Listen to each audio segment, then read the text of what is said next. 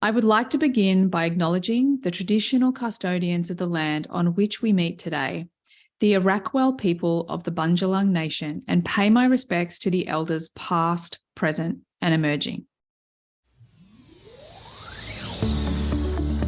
Hey everyone, and welcome to the Human Design Podcast with me, your host, Emma Dunwoody. I'm a qualified master coach and human behaviour specialist, as well as being a qualified human design coach. And I work with clients every single day to answer the big questions. Who am I? Why am I here? And what is my purpose? I also assist them to transition from the person they think they should be to the person they really are on the inside. I teach people how to actually live their design instead of just knowing it.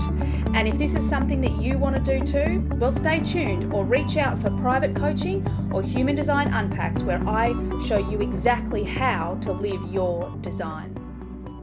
Hey, everyone, and welcome to this episode of the Human Design Podcast. Before we get into today's episode, I want to share something really amazing with you. And it's actually one of our new Millions of Millionaires sponsors. So to introduce this body graph chart software that we've been using that's been mind-blowing. So I want to welcome the amazing Taylor Dyson, who is my incredible operations manager. Welcome along, Taylor. Hi, thanks for having me. I'm so excited to have you here. This is actually something that we implemented when? April. Yeah. And this year. We were just trialing it out because they'd reached out to us in regards to sponsoring the podcast or something like that, wasn't it? And so it kind of wasn't even on our radar. And we tried it out and we had such low expectations. And then what happened? Well, I remember sending you a message going, Emma, why are we not using this? Because I was mind blown. We get a lot of requests for stuff like that. And, there's new softwares all the time. And I clicked on it, like you said, with very low expectations. And I started looking through what they can do. And I got so excited. The MG in me was like, oh my God, we have to use this. And I saw the potential of it. And it has delivered more than expected. It's really awesome. Amazing. Now, before we get into the actual numbers, because I know numbers with Taylor is a thing in our business. She loves to share all the numbers. Let's just tell the listeners exactly who it's for and what it is. Yeah, so it's a great tool for anyone who uses human design in their business. So if you're a human design reader, a human design coach, or just someone who uses human design in your business, if you incorporate it into whatever you do, it's a way for you to embed an actual human design chart tool into your website. So, if you want someone to get their human design chart, you probably send them to an outside platform somewhere, go to this website, put in your details and get your chart, whatever that platform might be. There's a couple big ones. And what's cool about this is that it allows you to put that tool on your own website and it's yours. So when someone comes and, puts their information into your website, they get their chart, and then you can hook it up to your email list, to your newsletter. You can have it linked to your own content. You can customize the reports afterwards that they get, so it's your own descriptions of what, this type is or this profile. So that's kind of what it is. Oh my God, I love it. And it's so cool because I actually remember when Jenna Zoe, because it must be the same software that Jenna Zoe used and before anyone else. Yeah, right. And I was always like, wow, her chart looks so beautiful and it's on her website. That's so cool. So yeah, when we started using it, I was like, this is beautiful. I'm really excited that we can do it. But let's talk hard numbers. Like we have had some serious success with this, just adding this to our business. So tell everyone a little bit about the growth that we've experienced through using this. Yeah. So since implementing it into our website in April, there have been over 4,000 people that have downloaded their chart through the website. And that's unique. That's not, someone who does it twice, because a lot of people, they'll go back because they won't download the PDF or something, or they lost it or misplaced it. That's unique. Chart downloads. So it's even more for people doing it twice. And it's been really amazing. It's more than tripled the size of the email list. And, you can set up sequences afterwards for people to, give them more information and keep everything in-house. Yeah. And because one of the really big things for us is obviously human design made simple. So it gives us the opportunity to give our way of teaching human design directly to the people who want it. And I love that. I love that every single person that wants to get their chart, that downloads it, we can then support them on their journey straight away, which is, of course, what you set up, because you're amazing, to make sure that not only do they get their chart, but they also get this support, free content support that helps them as they're, new to human design and on their journey. So beautiful. So how do people access this? What's it called? And I know that there's a benefit for listeners of the podcast. Yes. So you can go to the link in the show notes, or you can go to bodygraphchart.com. And they have been kind enough to give the listeners of the Human Design Podcast a 50% off discount for 12 months, which is huge because it's already inexpensive to begin with. And then the 50% discount is going to put it at $25 a month. That's in US dollars. So wherever you are in the world, it'll be, a little bit different, but 50% off for 12 months. And the code is Human Design Podcast. And we'll put that in the show notes too for everyone. And one of the other things I want to say that's really cool about this chart tool is that it's 100% customizable, and it actually gives Chiron and the 4 arrows, which is what a lot of chart tools don't do that. So that's one thing that a lot of people are drawn to when they go to get our chart from our website is, oh, I can get the arrows because of it, or my Chiron gates. I love that. It's so cool. So check out the show notes, people. Get on it, because really it is such a powerful and, as Taylor says, inexpensive tool. Like, it paid for itself in the first 2 days, I seem to remember, or first day, I seem to remember. So it's so valuable, and it gives you the opportunity to really build your brand and your communication with your clients. So thank you. Go check it out. I am so excited to share this conversation with you today. Danielle Laporte has been a big influence in my life. She was probably the first teacher post The Secret that really taught me that we need to be taking action. It's not just sitting around on a couch dreaming about it or visualizing. We need to take action. And Danielle Laporte really spoke to my heart with the Desire Map. Today, we have our first ever celebrity guest that I'm interviewing on the podcast, that our HDX members get to be live for, which is so exciting. And they just were pumped to be in Danielle's energy for the whole session, as I was, obviously. So if you don't know who Danielle is, Danielle Laporte is a member of Oprah's Super Soul 100, a group who, in Oprah's words, is uniquely connecting the world together with a spiritual energy that matters. She's also a former director of the Future Studies think tank in Washington, D.C., where she managed a team creating global scenarios. She now speaks about the intelligence of the heart, which is so beautiful. Her most recent book, which we talk about in the interview, How to Be Loving When Your Heart is Breaking Open and the World is Waking Up, is also an audiobook and ebook with a companion deck and journal. Danielle is also the author of the Fire Starter Sessions, the Desire Map, White Hot Truth, and producer of dozens of meditation kits and online programs for spiritual support. She is also the creator of the Heart-Centered Membership and the Heart-Centered Leadership Program, with 400 plus leaders in 30 countries hosting conversation circles, retreats, and workshops in all kinds of communities and businesses. Named one of the top 100 websites for women by Forbes, millions of people visit DanielleLaporte.com each month. She lives in Vancouver. You can find her in most places on social media at Danielle Laporte.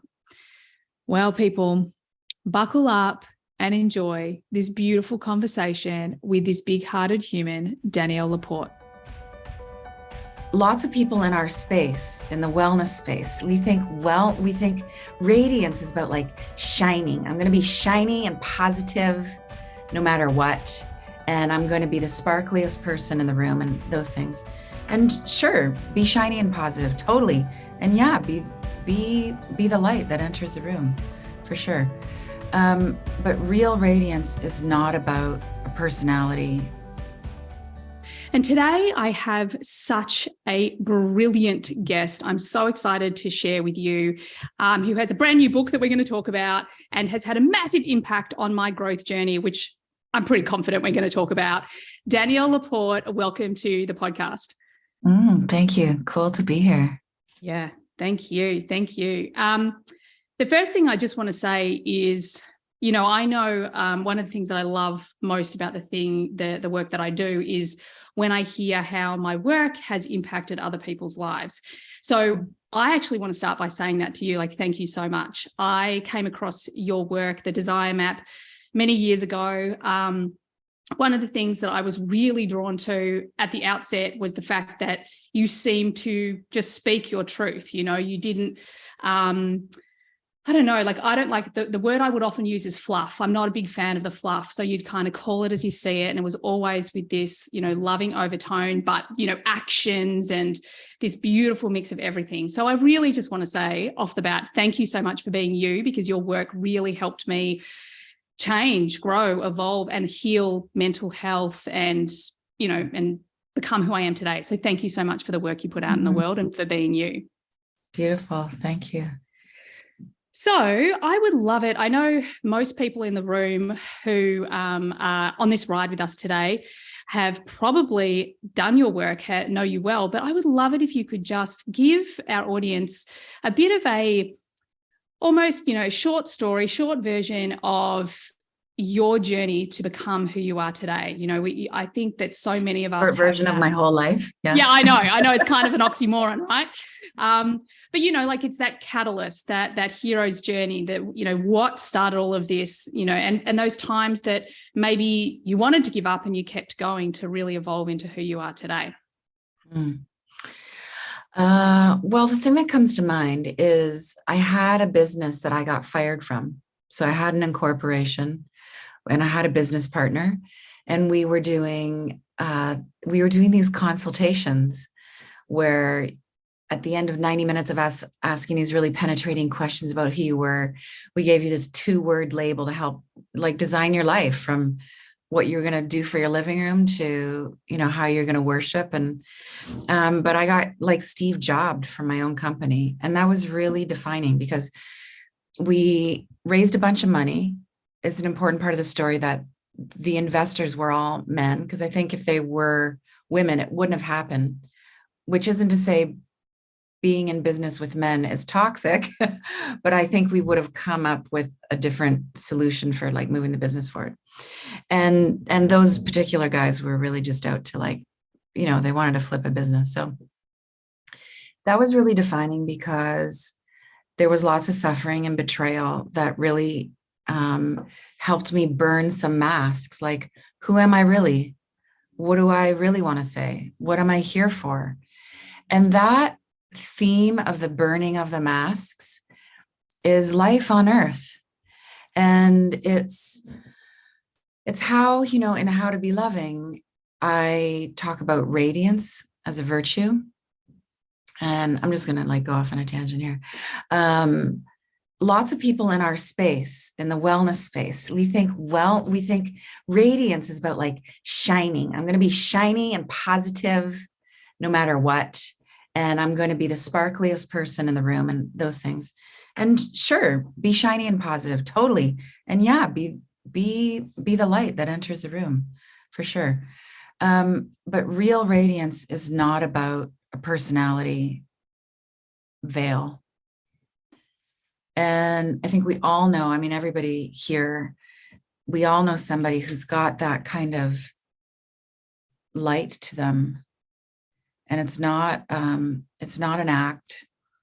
It's not a, I want to lift the vibe up kind of thing. They've been through some stuff and they are who they are because of the stuff they've been through. So that's a long way around the barn to say, I start off as an entrepreneur in the wellness space. There've been lots of tests of, like, am I going to say what I'm thinking? Am I going to pivot? Am I going to go back on my word? Because I've actually changed my mind, and it's in more integrity to change my mind publicly right now than to launch. And now I'm really interested in really just continuing to learn, teach, talk about consciousness and what I think, you know, just gets down to loving kindness. And I think loving kindness is the medicine for the the shit show Yeah. that is living on planet Earth right now. Yeah. I love that. I love that. Thank you. And so much to respond to. I really like one of the big things, and for all the listeners at home, Danielle, I don't know, Danielle, have you done your human design before? No, I was just talking about it this morning, though, in preparation for this Yeah. interview. I love it. I love it. What do you think I am? Well, you're a manifesting generator. You're a 5-1 profile, and you're a cross of duality. What's really, really interesting is that you're also an emotional authority. So I really want to respond to a couple of things that you said, because I think it's really, really important. You said that it kind of, and I'm putting my word to it, but it takes courage to say, look, I'm going to change my mind and not launch. And because there's something not right. And this is an emotional authority. This is a manifesting generator, like we're non-linear. I'm also an MG. Non-linear beings. We're not designed to go on this conditioned path. I mean, no one is, but more so for us. And I think it's beautiful just to see in real life that not only have you given yourself full permission to pivot, to change your mind, to follow your emotions, but also you've really found that strength in them. I loved what you said about shedding the masks and that sort of thing.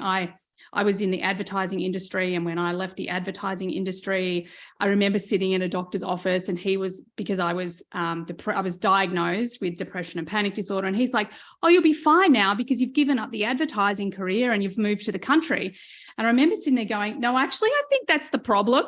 Like the advertising was out of alignment, but the boredom was just off the charts." And I think that change as well, the shift in my identity, when I became a mother, the shift in my identity, and like you said, it's all nice to be lovely and nice and the light and all of those things, but that wasn't my story. I'm an emotional being, and through the frame of human design, it's nearly 50-50 of the population, 50%. And my life has always been an emotional roller coaster. And it's people like you, it's voices like you that have given me full permission to be like, oh, right, it is okay to be messy in this roller coaster of life. And I did think that's why I love the book. And for those that can actually see the picture, oh my God, love the book. Because one of the things that I feel is an overarching theme is it's this full permission to love in every situation, expression, decision, that there isn't like one way to be the light. There's not one way to be loving. There is really this what's the word? It's like it's infused in everything that we do. And I really, as an MG, it feels like you're really, really in this so on the money. There's something really interesting here about the term emotion, though. Can we go there? Please. Okay, so one thing I write about in How to Be Loving is that, my life and work used to be based on the question, how do you want to feel? And that was Desire Map. And that was really a big part of my career and the book and the facilitating all this stuff. And then I got clear that is it's a point on your path, that question. It's useful. You have to ask that question. How do I want to feel in this job, in this relationship, in this body, in this business, all those things? I had so many women come to me in the early incarnation of that to say, like, it never even occurred to me to ask that question. I've been so indoctrinated into like, I get my master's and I get into the law firm and you live together and then you get married, to the path, the status quo. And your feelings really are this global positioning system. Yeah. Oh, yes. But it's not the end game. And what I'm playing with now, I mean, it's my current conclusion, but no conclusion is ever final, is that emotions. So in how you speak about emotions under the umbrella of human design, I would choose the word, I'm just going to reinvent human design right now. Yeah, go for it. I love it. I would choose the word creative. Yeah. Because for a couple of reasons. One, there is a stigma around the term emotion. Yeah. So when you say I'm an emotional creature, I hear Eve Ensler's poetry, and I get what you're saying. But I would say, relating to you, I'm vibing with what you're putting down, is I'm creative. Yeah. And, my son and I were just having this conversation the other day. He's like, Mom, you flip flop. And I'm just like, I don't flip flop. I create, I my love child. Like, if we would have stayed over there, we wouldn't be here right now. I have the courage to move. Yeah. Yeah, sometimes I flip flop and I can be impulsive and all those things. Like, 72 hours ago, I wanted to move to Mexico. Yeah. I love it. Been there. And I'm home now. And I'm just like, babe, plan is off. I think we should stay. Yeah. Okay. Clarity. And this is a big one to reckon with. It doesn't matter where your level of consciousness is at. Feelings, everybody's feelings / emotions. We could debate those words, but let's just go with feelings right now. Come from the subconscious self. So when you are happy, it's not your consciousness or your higher awareness that is feeling happiness. It's actually your shadow self, your lower chakras that are feeling happy, sad, jealous, turned on, all those things. All part of being human, not lesser than. Like, I wish we could come up with different language around lower chakras, lower feelings, and higher feelings, because then we judge them. Like, those lower chakras and passion and desire and anger and all those things, essential. They help us be more conscious. We're never going to get rid of those things. But where that got me was this, that being happy or sad, being in a good mood was not my goal in life anymore. And it didn't determine whether this is what I noticed through just a series of painful conversations and friendships and lovely things, is that I could be having a really shit day. I could be in like a bona fide dark night of the soul. And I realized I still felt loving. I still felt loved. Yeah. I still felt really close to source, God. I still felt purposeful and meaningful, which is really all I really want. Yeah. I want all the other things too. I want joy and happiness and all that. But I was like, this pursuit of feeling better is not the last destination. Yeah. I love that. I definitely resonate. I had a similar moment of awareness when I was healing my mental health, and I was walking down the street one day and I was like, oh my God, I'm happy. Like, it kind of appeared one day. And of course it didn't appear one day. I just reflected on, almost like how I got to that point. And part of that reflection actually made me realize, oh my God, I can be happy always, whatever my definition at that time was of happiness.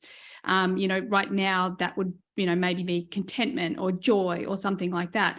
And I had a really similar kind of awareness as you, because I would be having a really crap time. I can remember going through a really shitty time in my marriage, had 2 very young children, and having that moment of gratitude, like, oh my God, I feel whole now. This is awful. Whatever I'm going through is awful. But when I was in this place of, depression and panic disorder, and it wasn't that, it was that I was so separated from myself, from the universe, from truth itself. That's what I was feeling. However, once I kind of, felt whole again, that's when I realized it's like exactly what you say. It's not about chasing happiness. It's not about chasing anything. It's that if I love to be in this body, in this aura, and I'm feeling that connection to source, then all of a sudden I'm like, wow, what am I capable of? Because the things out there don't impact so much. So yeah, I love that. I think it's so powerful. And that's enlightenment. I mean, that's a degree of it. Right. I'm guessing you're not an enlightened master. You're here. We're all here. We're all still on the path. All still bozos on the same bus. But that is a degree of enlightenment, like the happiness, which I'm so into words and splitting hairs. I would say it's joy. Please. Yeah, joy. Happiness is an emotion. Joy is a virtue. It's a fundamental state. And you become aware, even in your suffering, that joy, that vibration is always there. And then you don't you don't swing as much on this pendulum of like, I'm happy today, I'm sad, it's working. And so I'm a better person. I'm more successful because it's working. It's not working. I'm a loser. I'm a failure. It's just like, you really like all the great mystics teach about equanimity and peace. And I used to find this so boring. Like, in my 20s, I was like, who wants peace? That's so not sexy. And now I'm just like, you know what? It is the sexiest thing ever. Because you are not thrown off. You see the beauty in things, you live, and really this is the teaching of the whole How to Be Loving series, is like, this is about living more responsively and less reactively. Reactive living is exhausting.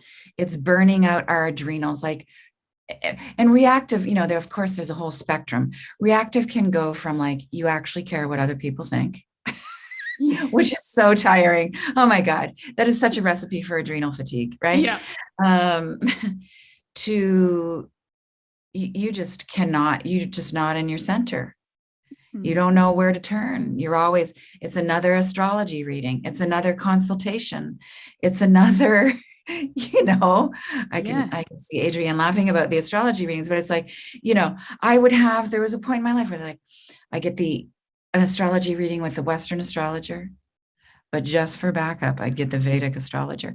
And then, and then a shaman who worked with me on Zoom, and then all the supplements, all the things. I still have those things in my life, but much more simplified. Really gone on a self-help diet. Yeah. I love that. It's so funny. You've just mentioned two things that I wanted to ask you about, because I was listening to your discussion with Luke's story. And the two things that I really wanted to talk to you about was enlightenment. And this, at the end where you're talking about no more therapy, no more this, no more that, really coming back into yourself. So I want to start with enlightenment. And the reason why I want to start with enlightenment is because for the last, I'm going to say 12 months, I've been having these, I'm going to go weird experiences. And over this time, I've kind of like, is that it? Like, is that it? And as I've been going through these experiences, I have always thought, no, but Eckhart Tolle, like, boom, and he's sitting on a bench for a couple of years. 3 years. And exactly. And like all of these people, and they're all these like lightning, out of the blue, something happens, suffering, everything changes. They experience God in the moment. And one of the things that I've started to be super curious about is enlightenment shifting as the whole globe, as the universe is shifting and changing? One of my dear friends is like so deeply into Buddhism, and I asked her this question, and she's kind of like, well, no, unless you're da-da-da. I'm like, well, I don't think I'm not that. However, I really love your opinion. Like, do you think that enlightenment's changing? Do you think that we are experiencing, for the want of a better word, a more human expression of enlightenment? Because I'm hearing all these different examples of it really resonating. And I actually had an experience last week. We've got this thing coming up tomorrow, which is very exciting. And two of the guys talking, they work with Dr. David Hawkins' work and calibrations. And I asked them, did you calibrate me? And they said, yeah, we did. And they calibrated me on each area of my life. And when it came to my life's work, I was an 850. And I was like, what? Because my ego is like, shouldn't it feel different? So I would just love, because I think that what we're actually starting to see is like everything else in the world right now, it's a new invention, it's a new definition, it's a new expression. And the way I feel is I just feel whole and connected. But I would love your thoughts on enlightenment, the evolution of it. Do you think it's changing? I know it's not a simple question, but I'm sure you have plenty to respond to. It's a genius question. Thank you. Well, off the top, I think where humanity is going is somewhere we can't even conceive of. I think what we're being called to right now, new muscles, new ways of looking at things, new ways of relating to unseen forces and energy. So it's just like, it's super dynamic. This is a cycle we go through every 2000 years, and it's an evolutionary cycle. We're not repeating this cycle every 2000 years. I mean, and the hallmark of the age of Aquarius is collaboration and community. And I think that the ego dissolves in community. You cannot hide in group. And so wouldn't it be that the definition of enlightenment is changing? At least maybe how it looks for humans. But then I also believe in a universal truth. Like there is something with a capital truth that is unchanging, incomprehensible with this little box we have called a brain, and which is different from the mind. But so the answer, this is my answer. I just figured it out. I love it. The answer is both. Yeah. Like and I got to write a book some days. Like the answer is both. Which is great for a brand, because either way you're right. Yeah, exactly. I love it. Do it. It could be this, or it could be this. Yeah. I think what you're describing, though, just personally, and then your high rank on the map of consciousness is, and this is just a projection, because my struggle has always been, am I holy enough in this humanness? Yeah. And somebody just asked me earlier today, or said, her guiding question is, when God designed you, what was her assignment for you? Yeah. And I think my assignment is Danielle, just embrace the humanness, find the holiness in the humanness. And what you describe of is this it? That's a common experience, right? So I know Eckhart kind of hit that. You're really coming off as really enlightened, Emma. And Adyashanti, who's one of my favorite teachers, just said, you do hit that place of is this it? And the challenges, or the invitation, because I've had enough of challenges and boot camps and everything. No offense to anybody who's running a boot camp. Is can you be with that? Or are you going to attempt to escape from that? Is this it? Is this it? Yeah, this is what enlightenment looks like today at 4:25 p.m. in my time zone. Yeah. And it's not that exciting. I love that. And I'm going to have to say thank you, because one of the hiccups, I'm going to say, is exactly like my ego just gets involved and goes, what, I don't have to do anything about this? I'm like, no, really, I really feel like this biggest, lesson for me at the moment is surrender, is letting go, letting it be, getting rid of what I think it, just really surrendering it. Yes. Please. This is a hallmark of Age of Aquarius, which we are moving from a my will be done of Pisces, which was essential and beautiful. Individuation is a great thing, to a thy will be done. Yeah. And that requires a whole new, I don't even know if it requires a skill set. It requires a kind of comfortableness with nothingness. Exactly. And taking those cues.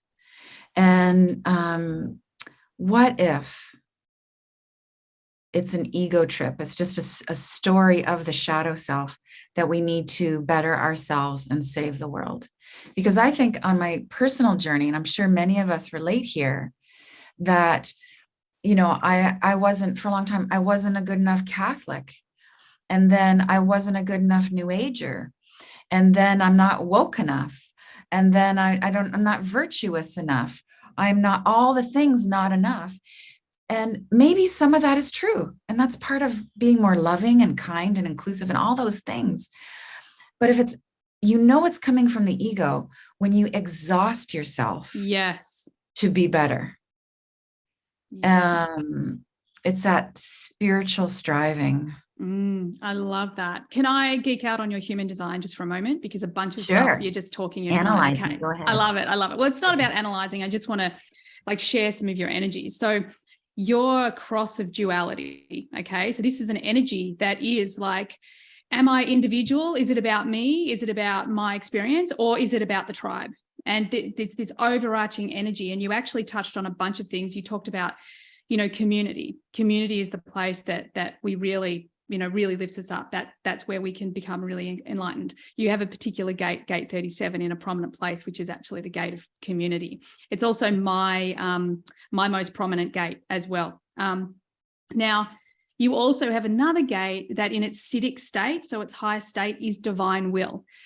So again, we're kind of hearing you speaking your design. You're very designed not to be a linear person at all. And your love of, feelings, emotions, words, is all there in your design. It's just so beautiful to see how you've sort of taken it out in the world and expressed it. And I loved what you said about the capital T truth as well. I think that's one of the things for us through the frame of human design, that there's so many people out there that are kind of like, I've got this big, the thing that I don't like people jumping from one dogma to another dogma. So the way that I teach human design, it's like, no, I can't tell you who you are. Ra, who's the guy who channeled all the information, he can't tell you who you are. But here is a roadmap, and it's your responsibility to go out and experiment with it.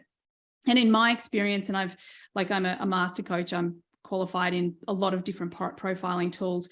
This is this beautiful way that we can really set ourselves free. And one of the reasons that I even considered this enlightenment question was because I also have the 40, and the Siddhic state is divine will. And there is this part of me that's like, and it sits so deep and it's subtle and it's so loving, that's just like, I just want to let go, and that's this energy that sits within me. It's also a prominent energy within you.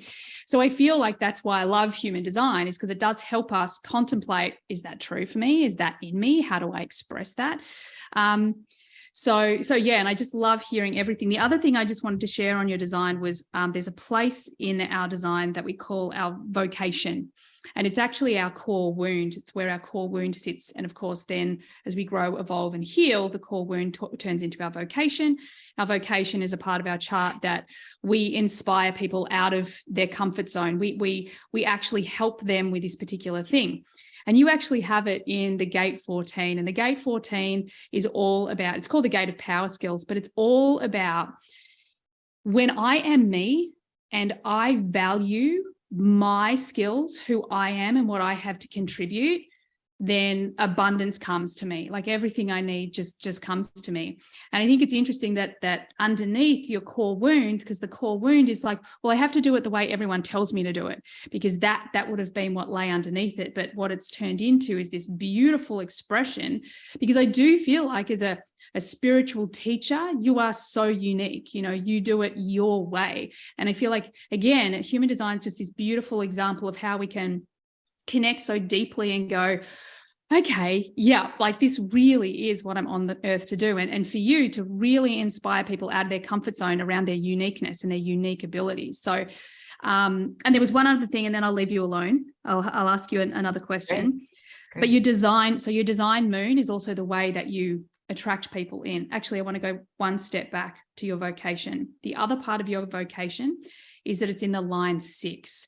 And what this means is that you're a visionary, like you literally, these people, I'm a line 6 in my vocation as well.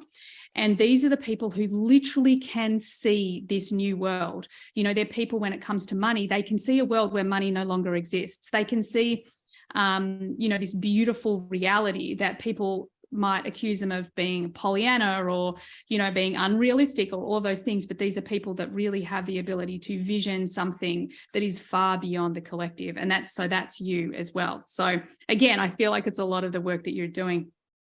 The last thing I want to share, and then you can respond to whatever you want, is your design moon. And this is the way we attract people in. And again, when I saw it, I'm like, of course, it's in a gate called it's gate 45. And it's all about leadership. Sometimes we think about, I've just seen Britta go, of course it is. The gate 45 it's got this archetype of the queen. It's this leader that really leads the people and has the ability to, come with me, let's all do this, but I will forge the way. And it's in line 1, which means you're creating foundations for this new way. You're leading into this new way and creating these new foundations. And I wanted to share all of that because I know one of the things with human design is it's just a permission slip. If you hear your human design and go, that doesn't feel true for me, that's odd. You know, I never really hear people say, oh, no, not really. I hear, really? That thing inside of me, that's true. So I just wanted to share all of that because I was just looking at your design. I'm like, wow, you're so in alignment through the frame of our modality that we use. So yeah, anything you want to respond to or ask or? Super cool, super juicy. Now I want to do a full session with you. Well, I'll do one anytime. We'll book it in. It's a date. It's a date. Yeah. We'll do something. Thank you. Thank you. The part about being myself and things show up, this is really, my business is a case study of that. So I can post something on Instagram that we've thought about, and it's the right colors, and the right typeface, and we have all the right SEO, and meh. And I can just show up in my fun bun one morning and be like, hey, this is what I was thinking today on my walk. And it's like, totally, it might be useful for you. And that's what works. Yeah. And, Dee Bailey, who's my wing woman, says, Danielle, just like show up and do your thing. Like we just decided this in the last couple of weeks. We are I'm going to swear, but I'm just Please. like, I'm so tired of being Instagram's bitch. Yeah. And the algorithms, and Instagram is not what it used to be. I mean, I've just come through this big book campaign. It is not what it was 5 years ago. It used to be, you could show up and be as useful as you wanted, as many times as you wanted, and the people who were following you saw you. And it is not that way anymore. And for those of us in the social media entrepreneurial space, like the algorithm has got everybody so pinned. Yeah. And the reason is they're pushing everybody to buy advertising. So I'm not being seen. You can have 10,000 followers. Guess what? Only 1,000 are seeing you. So why don't you do a little sponsorship thing? That's what's happening. Yeah. And, but I'm not Instagram's bitch. If I show up and do my thing because it works, exactly, it trumps the algorithm and things, go. I love that. And I think I love hearing that. I love that my entire podcast audience can hear this too, because it's a big discussion and we're talking about it more and more, because one of the things that I know for me is I had this defining moment where I sort of moved out of this very corporate, masculine oriented. My business was very, corporate world. Very serendipitous things happened. I made a commitment. All of a sudden I was like, okay, human design, I have to go. And I've built my business, from a part-time juggling children, a husband with a big job, just growing the business or a little organic business to, it's a mini monster. It's not a monster like yours. It's a mini monster that I love. I don't mean monster in a bad way. I mean, as in like it's got a life of its own. The podcast has a life of its own. And one of the things that I only realized in the last couple of months is I've never had a business coach, never. Because I made that commitment to follow my strategy and authority through human design.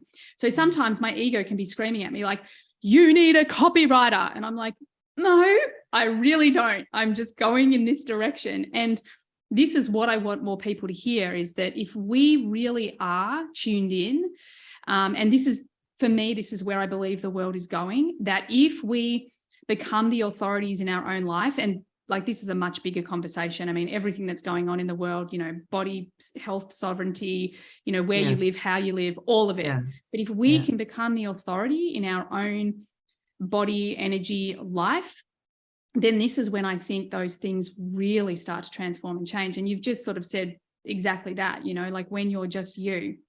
And, this gets into this is such a common phrase now in the wellness space of timeline, what timeline. Yeah.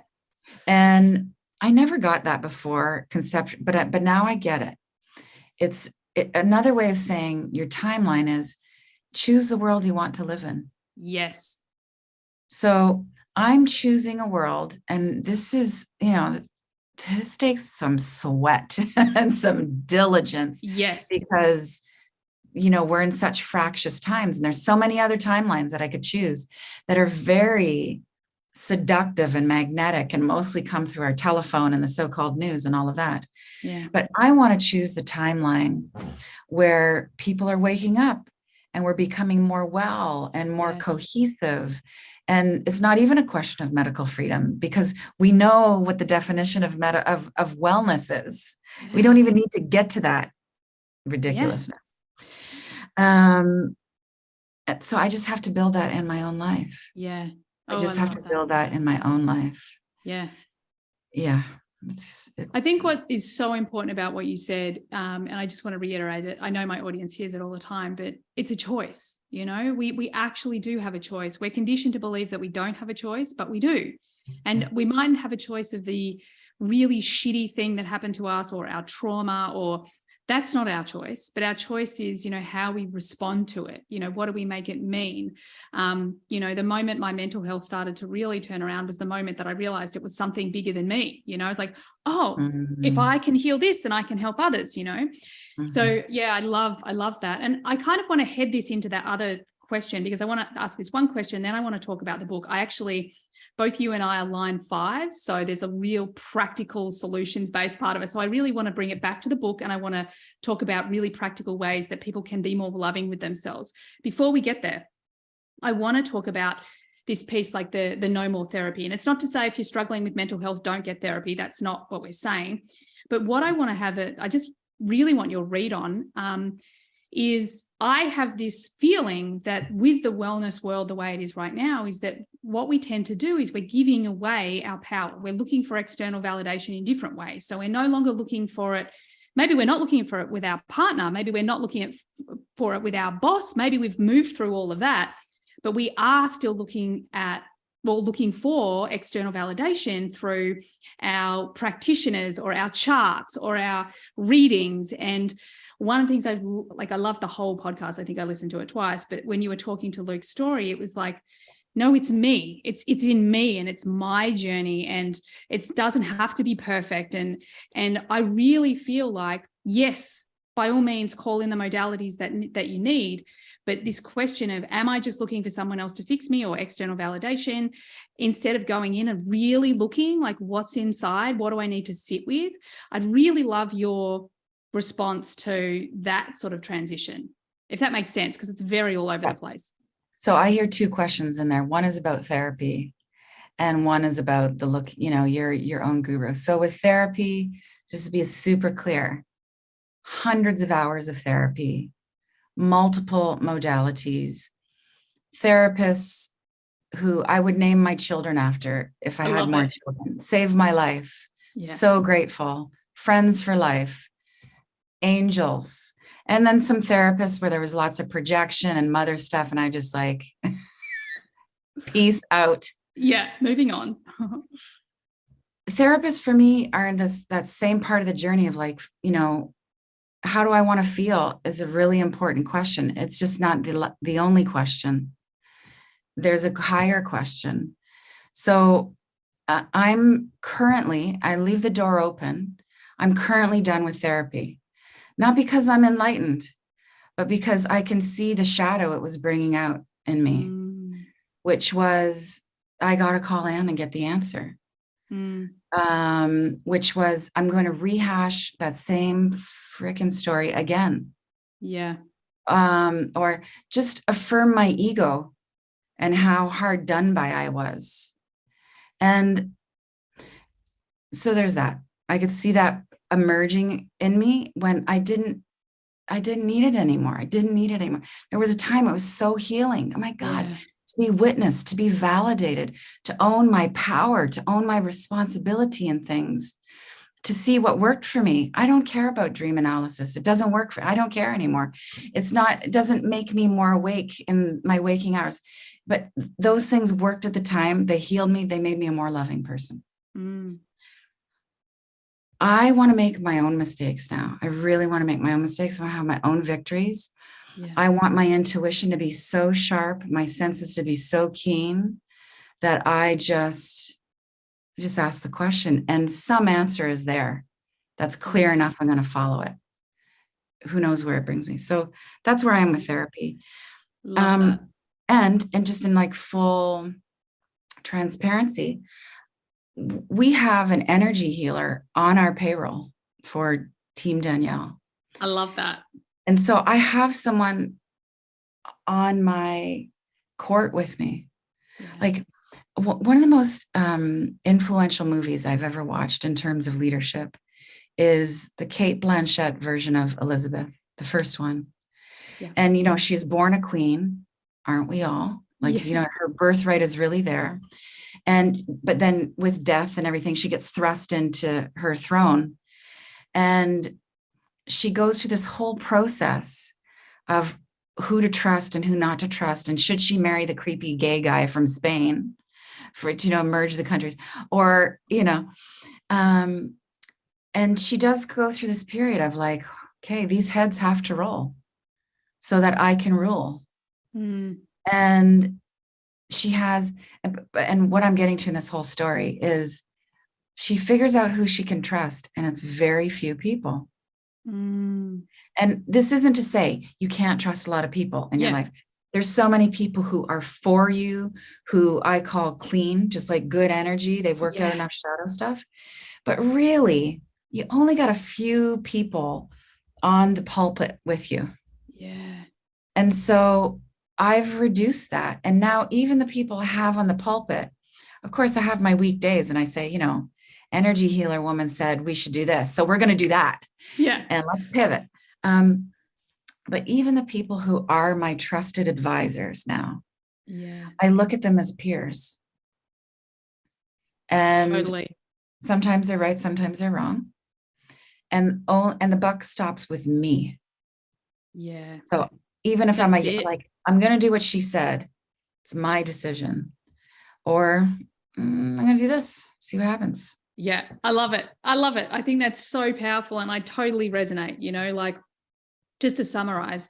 And again, just because everyone who's listening knows something about human design, like it really brings us back to strategy and authority. And these are what we call our sort of guiding tools. Strategy is how the universe talks to us, and our authority is our own unique authority, internal guidance system. And it's, that communication loop. And I love what you said, because I feel like we do need our team. I mean, I still have the same kinesiologist that I think I've had for 20 years. And, she's become a shaman. She's evolved. She's like off the charts, amazing human being. There's people that I really trust, but I love like what I'm hearing is that you go into that full responsibility, full responsibility. Oh. These are my people. And what I do with that knowledge or that experience, it's on me. And I think that that's so powerful, because that is what gives us all the opportunity to really know what we're made of, like really go ahead. And the constant question, why am I creating this? Why am I creating this? Like, if there is some fracture on my team, or, a repeated theme with who we're hiring, or it's not working out, or all of that, I go, why? What in me am I not seeing that this is what I've created in this universe? Yes. For me, that works. Just initial, immediate, radical responsibility for my reality. Yeah. And then you can say, you got to shape up or ship out, right? Yeah. But until I ask why I attracted it, I'm just going to keep repeating. Exactly. I had this I've got a quick story that I just want to share, because I think it's hilarious. Yeah. I walked the Camino de Santiago in 2018, and it was amazing. And that was me, basically. Walking along, every person I met, every trigger, every good conversation, every not so good conversation, everything in between. At the end of the day, where is that in me? I was just going through this it changed my life. And I'm walking again this year, so I'm so excited. And there was this one guy, and he was such a pain in the ass. And so every single moment I could get away from him, I was like, where is that in me? Where is that in me? And I was like, fuck, I just can't find it. What's going on? And I was literally sitting on a rock on the Camino on my own, no one around. And just this one sentence dropped in. Sometimes, Emma, people are just dickheads. I was like, okay, just stop making it all about you, Emma. Like sometimes people are just dickheads. Now move on. And I really think that is also that like beautiful, we just have to take full responsibility. Like it's not always something we're doing wrong because that was what I thought it was back then. It's just life, and how we're responding to life. Well, I talk about it in terms of seed frequency, so that you'll hear this a lot in the personal development space of, the conversation around the empathic women who marry the narcissistic men. And that is actually a big ego story too. Like, yes, is that a popular dynamic? Of course, light attracts dark, etc.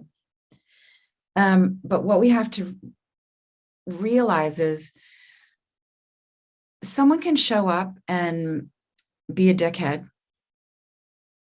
and be a narcissist or be like really unconscious. And are they a reflection of you? Yes, but to what degree? Yeah. So you could actually be an A+ narcissist, and that's why you are in this dance with somebody, and you really need to look at that. Or you can be much further down the path, vibrating at a higher frequency, really being in loving kindness more often than not. But you still need to take responsibility for what that person is reflecting from you. And just take responsibility for your 10%. It's like, because what I see in that space is just like, they're the narcissist and I'm the empath. And it's like, no, you a little bit narcissistic too, but just a little bit. But if you really want to walk the path, and I think everybody here does, and you really want to be impeccable, and you can do that with loving kindness, then you just say, where and when am I just, am I that 10%? Of that narcissistic behavior?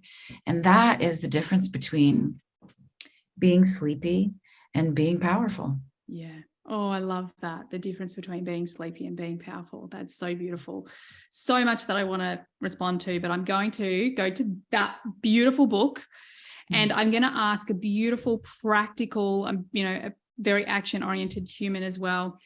And really, how can people, especially on this journey, there's so much conversation about trauma. We talk about the narcissist codependent relationship. There's all of this stuff going on. And, oftentimes I'm like, self-love is more than a bubble bath, people. Sometimes it looks like the hard choice. I would really love you just to give people some really beautiful, practical ways. I was actually going to read the introduction to your book, but you already touched on it before. Now I need to find my page. Shifting from an emotion-driven life to a more heart-centered life is a developmental process. The path to being more loving through a loving process itself. It's gentle and compassionate. It's about creating a friendship with reality. Being loving doesn't mean feeling more. It means feeling everything with love. I would love you just to help people. Like, how can they start to do that? Bring more of that into their lives. Everybody think about the parts of yourself that you hate. I choose that word like so intentionally. Deliberately, yeah. You loathe. It can be everything from like your cellulite to your greed, your obsessiveness to that one time you weren't kind. You got to love that part. Yeah. Just like you love your child or a child that you love, no matter what condition they're in, no matter how needy, no matter they wake you up at 2 a.m. or come for a kiss at the end of the day. It's reverence. It's more than just loving that part. So here's the practical. Can you speak kindly to that part of yourself? Like for me, there are a couple times where I said things on stage. I was so arrogant at a speaking gig. I just found it unforgivable. Couldn't believe I said what I said in front of people. Oh my God, it's on Instagram. And I had to just talk to that part of myself that was so cringy.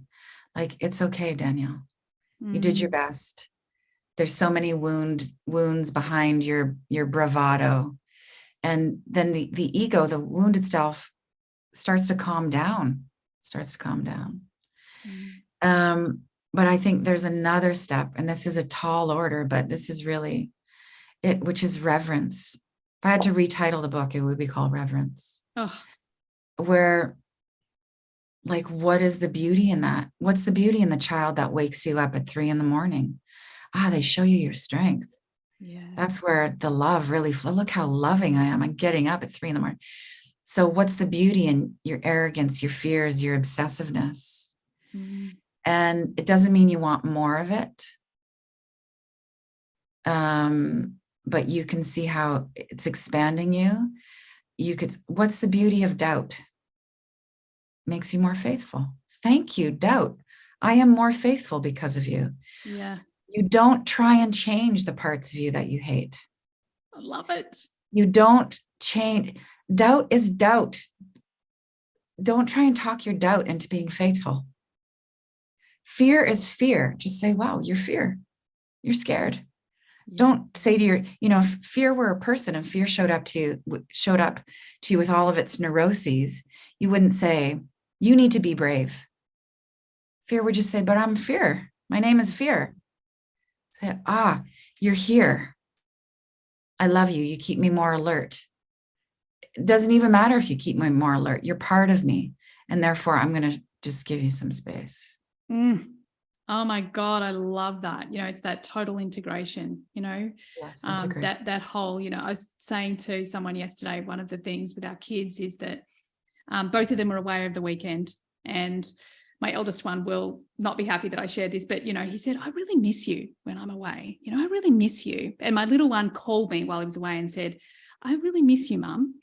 And I was talking to this person yesterday, and I'm like, well, we've kind of taught our kids that it's okay to be afraid, but just do it as well. Like, don't try to be not afraid, like feel the fear and just do it anyway. Feel, miss us, but don't, come home unless you really want to come home. It's okay to miss people. And I love what you just said, because I just feel like it's something that is really the way we can connect so deeply to ourselves, like our internal guidance system, to who we are, to really bring, all of the parts of ourselves in. And meanwhile, I'm going to, once I finish this call, I'm going to go and have a really nice conversation with my thighs. So thank you. How can I ask, how old are your kids? 15 and 11. So yeah.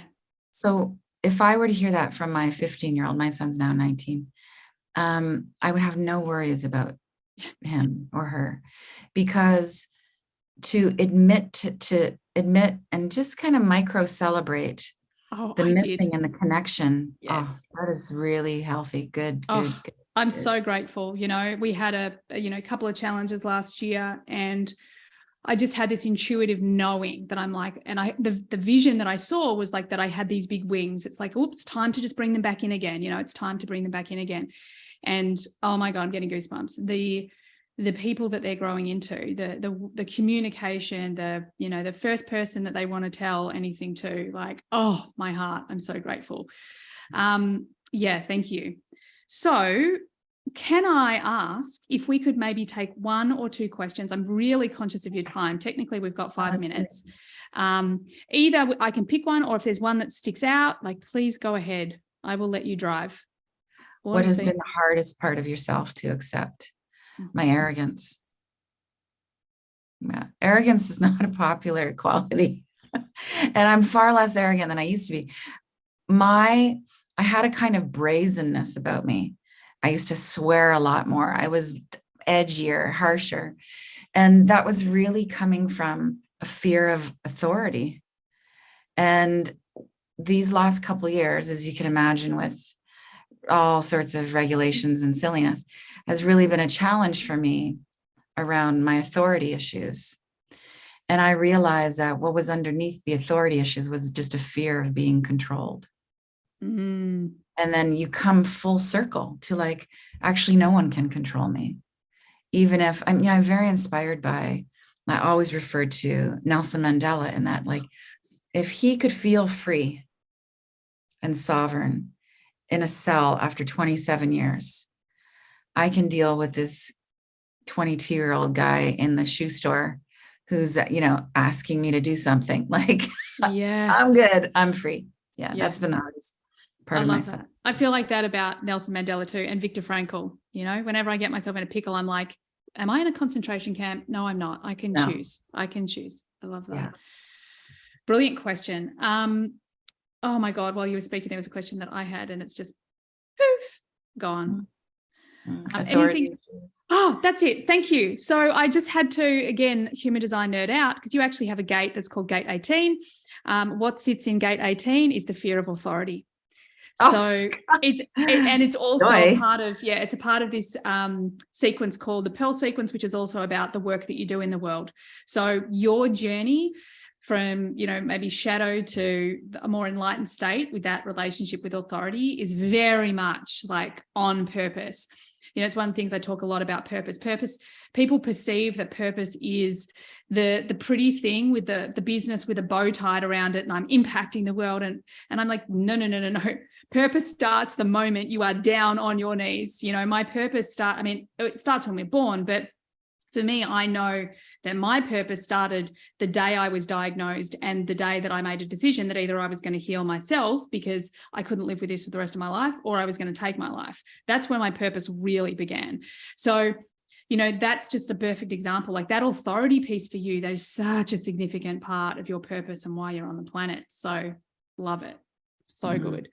Beautiful. Oh, we've got another question. Can you speak more about your journey when you mentioned the feeling of not enough, Catholic New Ager? Well, this does get into whatever number line it is with the fear of authority, which is I've had for a long time, this paradigm around punishment and reward. And that I'm always working for something to avoid being punished. And so it's perfect to be born Catholic with that, right? Like, I also think just Catholicism itself really left such a deep imprint on me.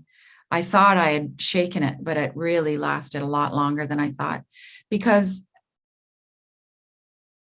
dogma, indoctrination is it's a form of brainwashing. Yeah. And that was a great experience because I got to sift through all of that to just get to a very pure love for Jesus the Christ and Christ consciousness and all those things about Catholicism that I really love. But because I hadn't worked it out when I just, left being Catholic and just thought, I'm just really interested in manifestation principles and the chakra system and all the things, I just replaced that punitive God with another punitive God, which is, I need to do this to burn karma, or I need to do more mantras, or I need to do more. I'm not meditating long enough. I'm not meditating consistently enough. I used to want to have a near-death experience. Nothing that would maim me or too harmful. I didn't want to have to be in the hospital for too long. But have that kind of opening. And of course, in my younger naivete, not realizing that lots of things, not all near-death experiences are enjoyable in terms of seeing the light. Yeah. Some people come back with a lot of terror with what they're exposed to. Yeah. And then, you had talked about those sort of lightning bolts of learning with people like Eckhart and so many masters we hear of. And it's so easy to romanticize that in this culture because people forget the story before, which is, you look at someone like Byron Katie, who I do consider, she's in that realm of masterful. And she was depressed for 10 years. She couldn't get out of bed. She had 3 children. She felt so unworthy of living. She slept on the floor next to her bed. I don't want that. Don't want that. But those experiences of extreme suffering, which one could call crucifixion is just another word for expansion, do give people access to that enlightenment state. Yeah. And I think we all get to that enlightenment state. It's just some of us are going to do it that way, kind of a catapult. And some of us will spread that suffering over lifetimes. Yeah. Really. I feel like I've done a lot of, I did a lot of suffering. And it was that, the moment where you're like, oh, wow, I'm doing this to me. Okay. How do I not do this to me? And there's so many stories of oh, and then I fixed it. And my story isn't, oh, then I fixed it. I just turned up for myself every day until things started to shift and change. But I love that. Now, I'm super conscious of your time. We are officially 3 minutes over. If you've got time to answer any more questions, we have time. So I'm going to let you lead. How have you worked to overcome your fear of authority and control? This is something I've been exploring super deeply with myself lately. So I find it interesting to hear you mention that as well. Well, it was just a huge revelation to realize it was me, not them. Like it wasn't, because I really identified as like, I am so cool because I have authority issues. I cannot be boxed. I cannot be controlled. I will leave the class, all that, that kind of bravado edge. And when I just got real of like, it is actually a fear that I am going to be imprisoned somehow. Yeah.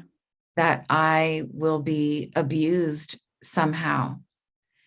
And then get underneath that of like, what would that be like? Could I still maintain sanity, kindness, which all adds up to sovereignty? So I just got really friendly with that scared part of myself, and it softened. And I'll give you a quick story. We all didn't fly for a long time. The situation in Canada was just as severe as it was in Australia. Ugh. The zonkers. Oh, And, we're meant to be the laid back people. We're meant to be the chilled out people. Like before this, we were shadow of our countries is up because we've been the darlings of the world for a long time. And is for the first time, I didn't even have to look at my Canadian identity. Like I'm a global citizen, but I loved being Canadian for what people thought of us. And it's different story right now. But I was flying, so I had to go through airport security. And it's a miracle that I make it through airport security because my authority issues always flare up and there's some altercation. And I just say the right thing in the right tone. And then I get, taken aside and all this thing. So the times where someone has said, we're not going to let you on our plane, it's ridiculous. And I obviously won't stand for any of it. And I just get on my plane. But it's so much drama I'm creating. It's so ridiculous, Danielle. So I'm going in, and this is the first time that my partner and I have flown together. And you can hear I'm so condescending and judgmental. The little girl who was checking me through security asked me I had a bag that was this big, and she wanted me to I had a rectangular bag that was an ounce or whatever.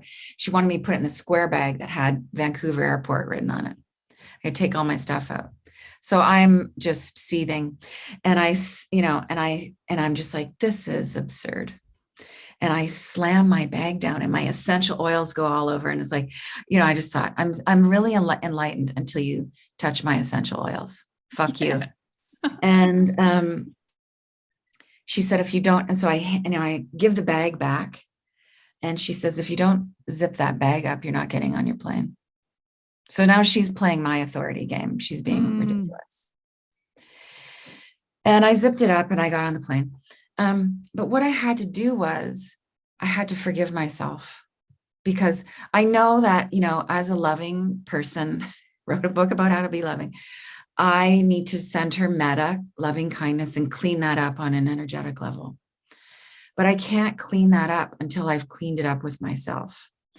So what I did was before I got on the plane, I just sat in the corner and I just did a Ho'oponopono prayer with myself and said, this is all to me. This is to the part of myself that I have harmed through that little tiny micro violence. I'm sorry. Please forgive me. Thank you. I love you, over and over again, until I soften with the harm I have caused my wounded self, my inner child. Yeah. And then I'm able to actually send this woman some metta. Just like, I just talked to her like, sister, I know you're just doing your job and I just made your day worse. And I hope you can be softer with the next person, because you don't go home and think, everybody travels just an asshole. So softness is a long way. I love that. And I love, we're big on Ho'oponopono in this community as well. It's just such a beautiful, simple way to shift that energy. And the twist with Ho'oponopono, which we call in our house the Ho'oponopono, no, because we can never get the syllables right. And this is how we use it in our heart-centered leadership community is, often it's taught, it means truth and reconciliation. Everybody here knows that. And you offer it to somebody else. And what we do is we offer it to ourselves, and not only ourselves, but predominantly ourselves. Because if you forgive all those fragmented parts in yourself, working it out with somebody else is a piece of cake. And it's already done. I think one of the things, it's really interesting that you say that, because I started using Ho'oponopono like from Joe Vitale's first book launch, right? So before you could get $35 for the and I was like, you can get why would you get certified? And it's really funny, like, again, because I'm a behavioral coach, I've tweaked it, like I get people to feel it, but write it down. So the unconscious mind watches you as you take it out of the mind and you write it down, and then you cross it out, very symbolic for the unconscious mind. But yeah, for me, it's all about you, because in the book, he very specifically says, I always say Dr. Lewin, but that's like a cosmetics thing. It's a Dr. whoever, the Hawaiian psychologist that worked that actually introduced Joe Vitale to this method. He specifically said that as he was going through all of these, the psychotic inmates that he was working with, it wasn't about what they had done. It was about what it triggered in him. So one of the things that I think is really powerful when you focus on you is because you can only experience the world as you are. So if you're doing the healing on the inside, and I'm sure you've experienced this as a parent, like when I've healed intergenerational stuff with me, and my eldest son has gone from doing something that I did, that my mother did one day, to not doing it the next, and it's gone, So I think that is what's really powerful about Ho'oponopono, that it is about you. It is about what does it trigger in me? Because if I can heal it in me, then you're going back to what you said about timelines, then I'm shifting the whole timeline. It is bigger than me. It's not just about my little ego taking care of me. It's actually taking care of everyone, because we are quantum, like we're all connected. So yeah, I love it. I love it. So good. So good. Danielle, oh my God, thank you so much for spending an hour and 10 minutes with us and answering questions for my beautiful community and for me. I have loved every second of it. And I will absolutely ask Taylor to reach out and book you in and unpack, and we can go through your design, because I would love to support you the way that you supported me in my life. So thank you for being here. Now, we're going to have everything in the show notes, but where can everyone find you and find the book? Yeah, the book is everywhere. It's out in Australia now. Best place to find me is at daniellelaporte.com, and actually subscribe to my stuff, because you want to go direct. You don't want to be Instagram's bitch. I couldn't agree more. Yeah. Right. But center of the one planet in my universe is Instagram. Everything makes it up there eventually. Amazing. Yeah. Thank you so much for being here. Thank you, everyone, all my HDX crew. I love you guys so much. Thanks for being here and holding space for us. And everyone listening, thank you for being here. I trust you got what you needed from today. And I look forward to having you on the next podcast. Bye for now. Thanks, everyone, for being here all the way to the end of the podcast.